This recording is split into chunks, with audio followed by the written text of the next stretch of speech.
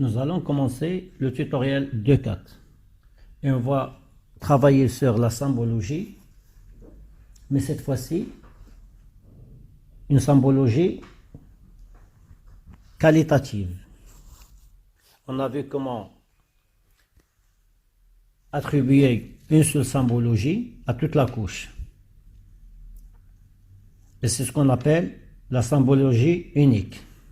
Si on vient à notre symbologie, par exemple pour les océans, on voit que le symbole qu'on a utilisé est un symbole unique.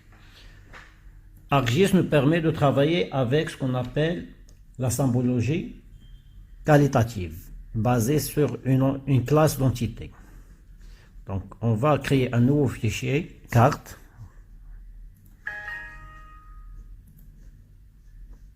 On va l'enregistrer sous tutoriel 2.4.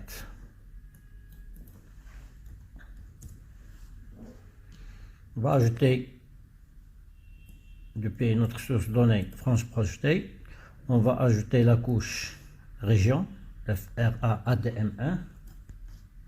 On va ajouter la couche département. On va ajouter la couche arrondissement. Plutôt ligne polygone. Comme celle-là. Et j'ajoute celle-là. Donc, tout d'abord, je désactive celle-là. Et je vais mettre la couche des régions en premier lieu. Donc, je vais lui attribuer un remplissage vide, la largeur de contour de 2 et une couleur noire. Donc, je vois que j'ai mis une symbologie unique pour la couche région. Maintenant, je vais travailler sur la couche département.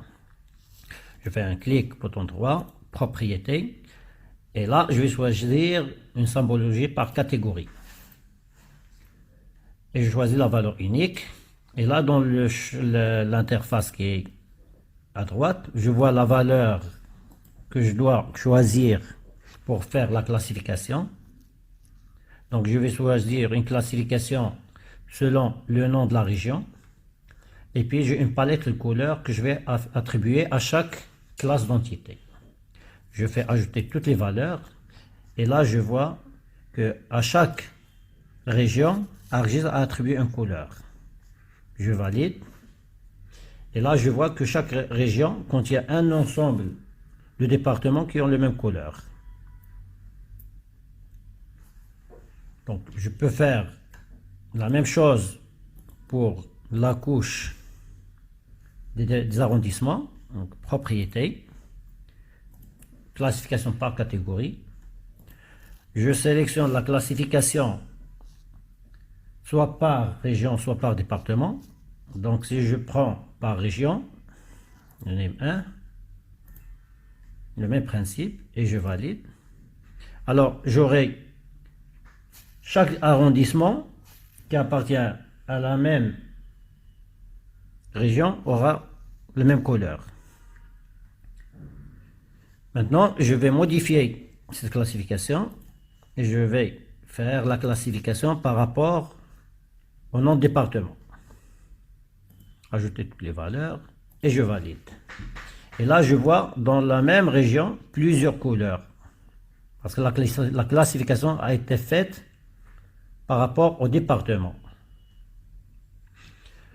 Je peux revenir là pour paramétrer encore plus dans les valeurs. Donc, je peux modifier la palette de couleurs. Donc, je peux faire un dégradé de couleurs, par exemple. Je peux faire comme ça. Et je choisis la classification toujours par région. J'ajoute et je valide. Et là, j'ai un dégradé de couleurs au lieu de couleurs séparées. Mes couleurs, je peux les modifier si elles ne sont pas définies dans la palette. Il suffit de venir sur la palette, cliquer par le bouton 3 et j'ai les propriétés. Donc là, je peux modifier cette couleur-là par une autre couleur de dégradé. Je peux mettre par exemple celle-là. Donc je sélectionne la couleur 2. Je peux faire un dégradé à partir du blanc. Donc le blanc.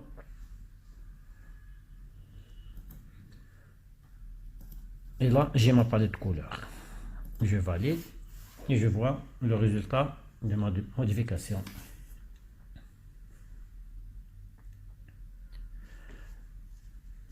Alors, pour ce qui est de la palette, je peux l'enregistrer bien sûr. Je peux sélectionner n'importe quelle palette. Je peux modifier et l'enregistrer dans les styles comme pour les styles normaux. Et pour les étiquettes générées par le système, je peux les modifier également.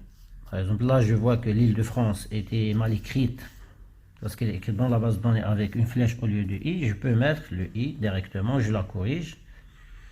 Je fais appliquer. Et là, je vois qu'elle a été modifiée. Elle n'est pas modifiée dans la base de données, mais dans la légende. Je peux également faire une modification unique d'une couleur. Je fais un double clic et je mets par exemple le vert. Je valide. Donc je peux modifier chaque valeur à part. Je peux venir là, je vais mettre carrément le rouge. Ok. Et là je vois mes couleurs que j'ai attribuées, appliquer. Et je peux voir les couleurs que j'ai choisies.